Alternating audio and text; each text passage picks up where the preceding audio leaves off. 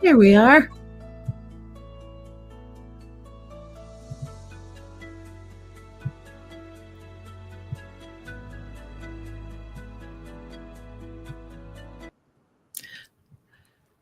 Good evening.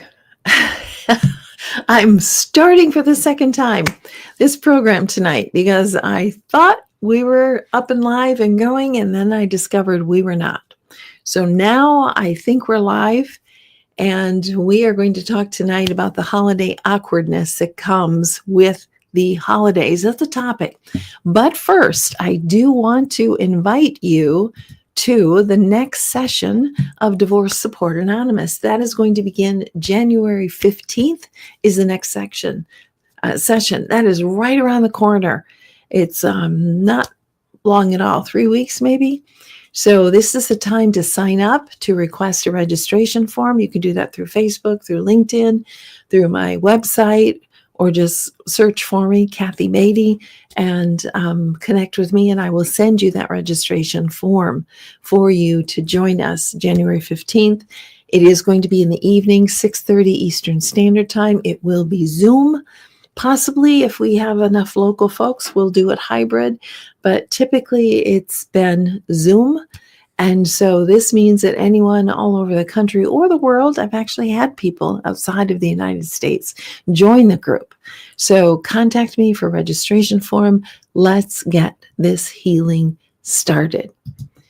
So that's a number one announcement. Now I want to talk about the holiday awkwardness. So you are going to have occurrences, and especially depending on how old your children are, of encounters with your former spouse. It may be at a funeral, it may be at a wedding, it may be at one of your children's events, a Christmas concert that's happening, a sporting event, a game, and it is going to be awkward because it's just stressful. I remember, even though it's been 28 years ago, that pit in my stomach whenever I would have to encounter him at one of my children's sporting events or concerts or whatever. It was very, very difficult and very, very painful.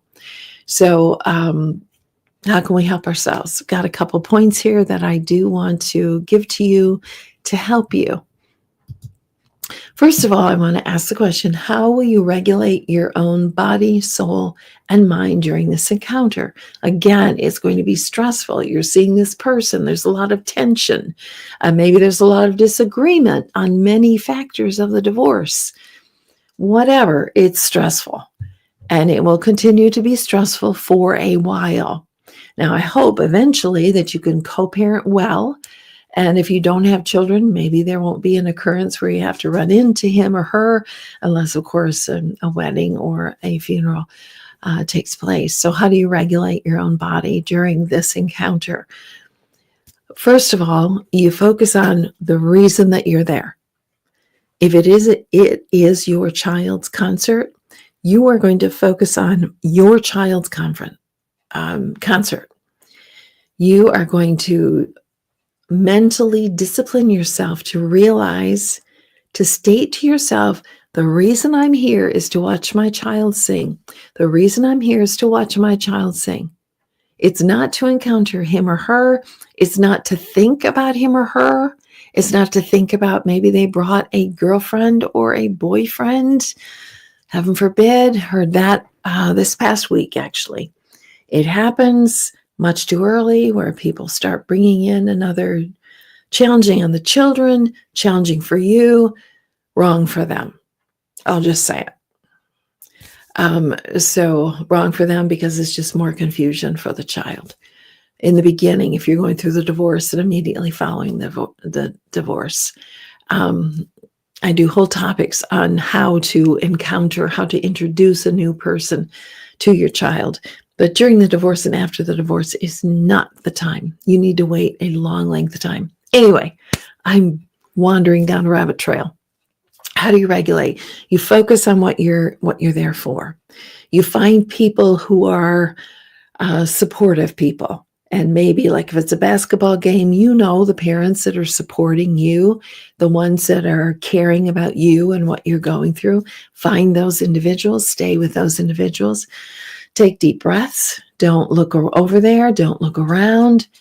Keep your focus. The reason I'm here is for my child, or the reason I'm here is for this funeral, for this wedding. This is the reason I'm here. And it sounds so elementary, but it's so helpful because our mind can get hijacked and we can just go in all kinds of different directions.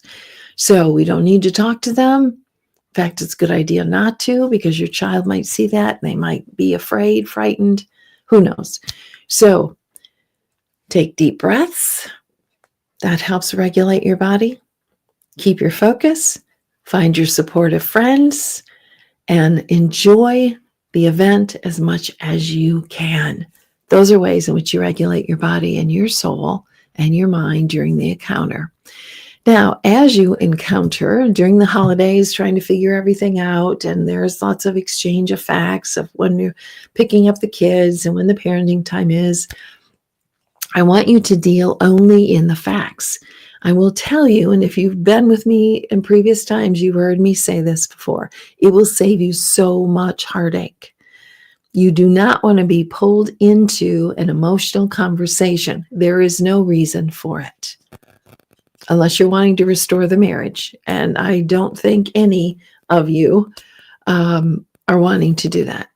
So you deal in the facts in your communication, in your text, using the Close-Up app or the Family Wizard app or the email, however you're communicating, you deal in the facts. And then there is this BIF.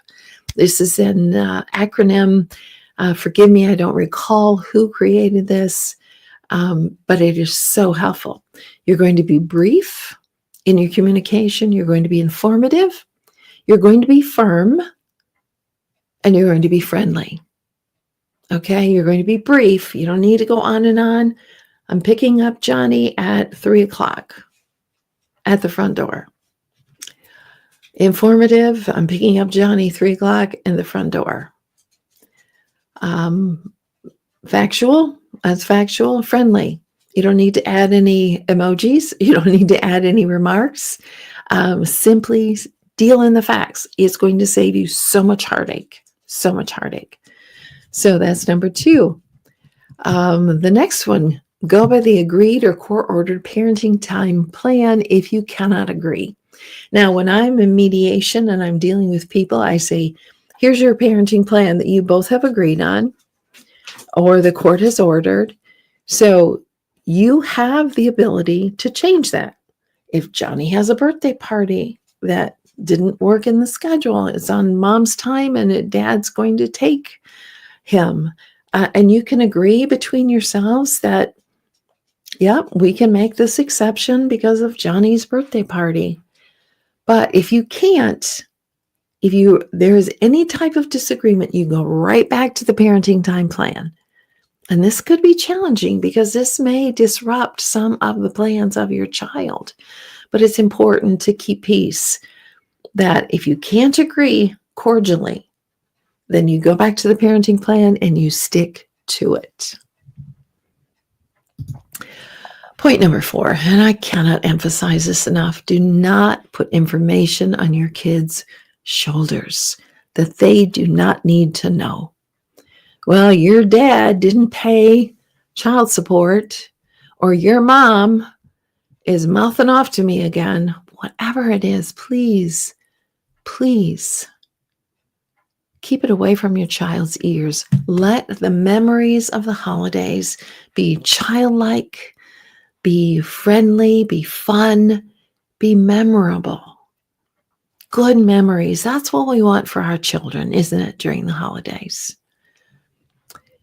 And of course, I have some scripture verses, but first, let me just repeat. How do you regulate your body, mind, and soul? You breathe, you focus, you find your support people. Deal in the facts, be brief, informative, firm, and friendly. Go by the agreed parenting plan if you cannot agree. And lastly, don't put information on your kids' shoulders that they are not emotionally mature enough to handle. Huge mistakes so many parents make. So, scriptures always guide us on every topic of life, and this is no exception. This is a beautiful verse out of Romans. If it is possible, as far as it depends on you, live at peace with everyone. If it is possible, as far as depends on you, live at peace with everyone. Take that to heart. Number 2, strive for peace with everyone and for holiness without which no one can see the Lord. Strive for peace with everyone.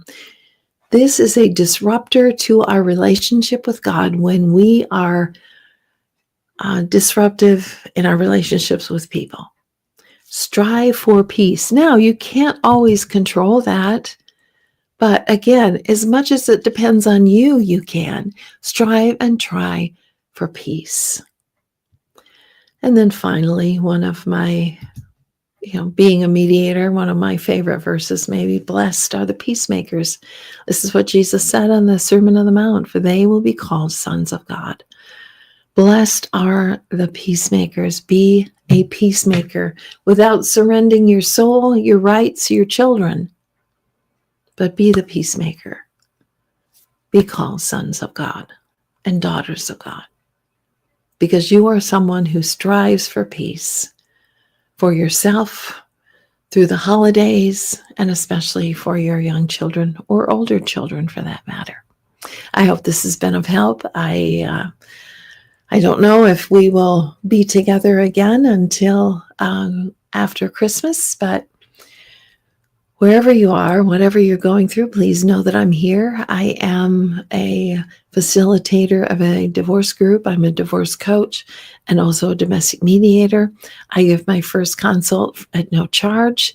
So if I can be of help, please reach out and let me know how I can do that. With that, I will wish you a Merry Christmas and hope and pray that you find the comfort, good tidings of great cheer, that Christ is born, peace has come to the world, and our lives will never be the same because of it. I hope you have a very blessed Christmas. Good night.